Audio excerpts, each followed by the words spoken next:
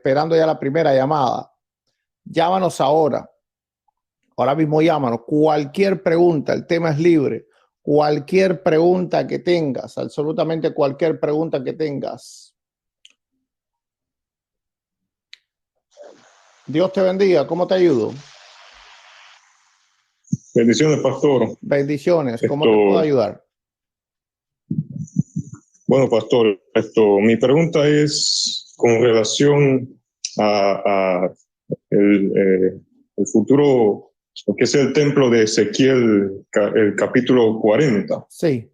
Y muchos teólogos, hay teólogos que afirman que ese templo que se menciona allí en Ezequiel va a ser el templo del milenio. No sé qué es lo que usted crea.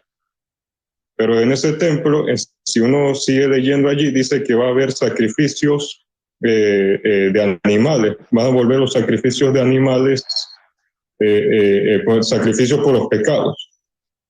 Ahora, si nos vamos al Nuevo Pacto, al Nuevo Testamento, a la Epístola a los Hebreos, yo en los capítulos 9 y 10. Que ya no hay sacrificio. Pero si no fuera el templo del milenio, en cualquier momento que fuera el tiempo, de todas formas ya estamos en el nuevo pacto. Así que no puede haber sacrificios.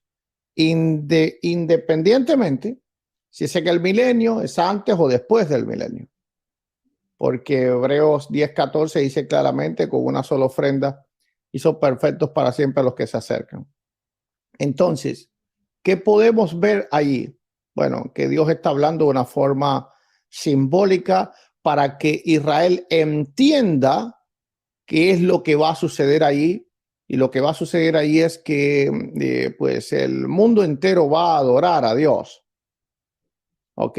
Ahora, Dios habla en el lenguaje que nosotros entendemos. Y el lenguaje que los hebreos entendían, que era el lenguaje de los sábados, el lenguaje de las fiestas, como también dice en Isaías que van a, o en Zacarías capítulo 14, que van a subir cada año a las fiestas. Ok, entonces porque Dios les está hablando con el lenguaje que ellos entendían, pero no quiere decir que sea realmente de la manera que va a ocurrir ahí. Por ejemplo, lo mismo ocurre en el pasaje de Génesis, cuando Dios usa la serpiente, el animal de la serpiente, para entonces simbolizar al diablo. Yo en realidad no creo que era una serpiente literalmente, pero el problema era que los hebreos estaban en el desierto. Ok, y en esos lugares la serpiente era el animal más horripilante que podía haber y el más peligroso de todos.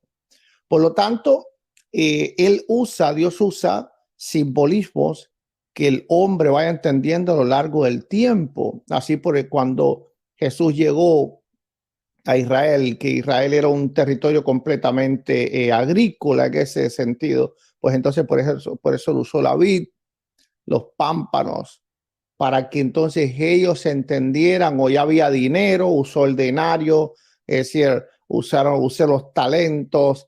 La Biblia usa el lenguaje que en cada época de la historia el hombre entiende. Entonces, ¿qué significa el templo de Ezequiel? El templo de Ezequiel significa la reconciliación de Dios con los hombres, o de los hombres con Dios. Porque eso era lo que significaba el templo. Cuando Dios destruía el templo, quería decir que no había más conexión con los hombres, porque el templo era el lugar de adoración y era el lugar donde ellos recibían perdón. ¿Ok?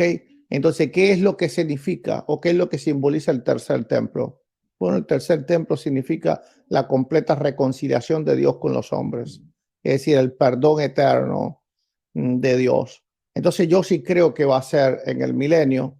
¿Por qué? Por muchas cosas.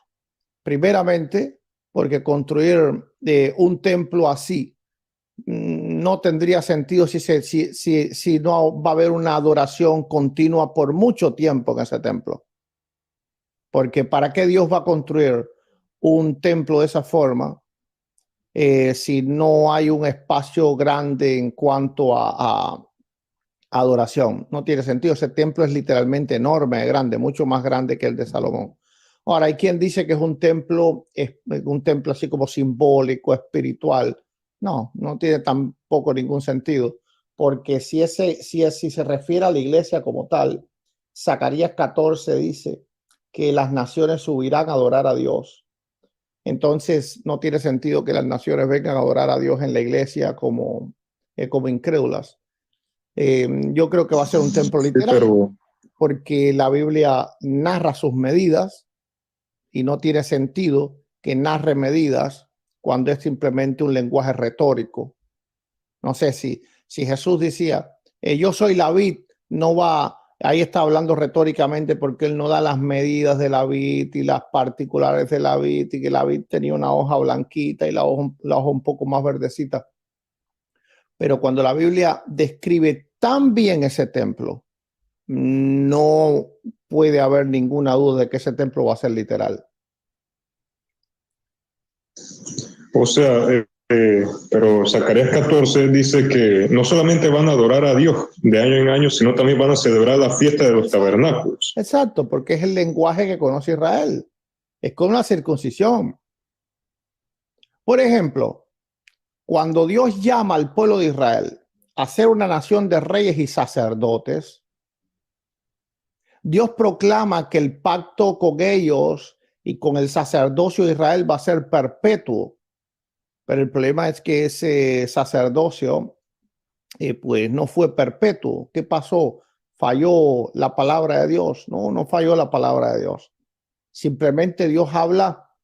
Por eso el dispensacionalismo, yo creo que es el sistema más correcto para entender la escritura.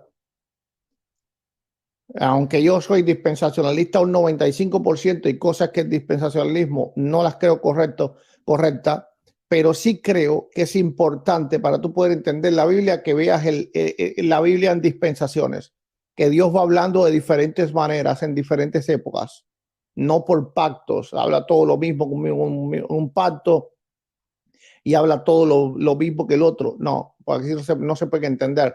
Todas esas cosas no se pudieran entender. Pero cuando hablamos de dispensaciones y vemos que Dios, que en ese tiempo, ¿verdad? En la dispensación de lo que era la ley, pues Dios estaba hablando conforme a la ley, como Cristo. Cristo vino bajo la ley porque él estaba en esa dispensación. Entonces él debía de vivir bajo la ley y hablaba como la ley. Cuando el joven rico le va a decir a él qué ha de hacer para heredar la vida eterna, ¿cómo le habló Jesucristo? Jesucristo no le habló como el nuevo pacto. Jesucristo le dijo, guarda los mandamientos. No le dijo, cree en mí. No. Como el joven rico era un judío legalista, fariseo, seguidor de la ley, justo conforme a la ley, entonces él le habló conforme a un judío. Y él le dijo, guarda los mandamientos. ¿Acaso el Señor estaba diciendo que por guardar los mandamientos alguien era salvo? No, porque Jesús sabía que él no los iba a poder guardar perpetuamente. Necesitaba de la gracia de Dios para ser salvo. ¿Por qué no le habló de la gracia? Bueno, porque todavía no era esa dispensación. Y él estaba hablando con un incrédulo, no estaba hablando con sus apóstoles. Entonces él tenía que hablar conforme a la dispensación que había en ese momento. Tenía que hablar conforme a la costumbre israelita y a la ley israelita. Por eso Ezequiel tenía que hablar así. Ezequiel no podía describir un templo sin sacrificios.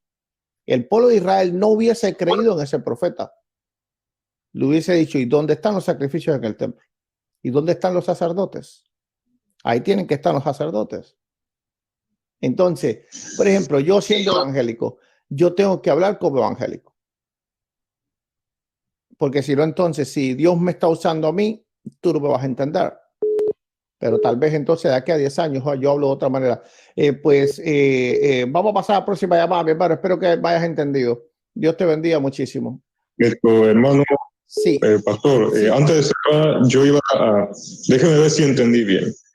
El templo se va a construir literalmente. En el milenio, pero lo que son los sacrificios, los rituales, las fiestas judías, la ofrenda mecida, todo eso es simbólico. Claro, exactamente. Entonces, claro. Ya.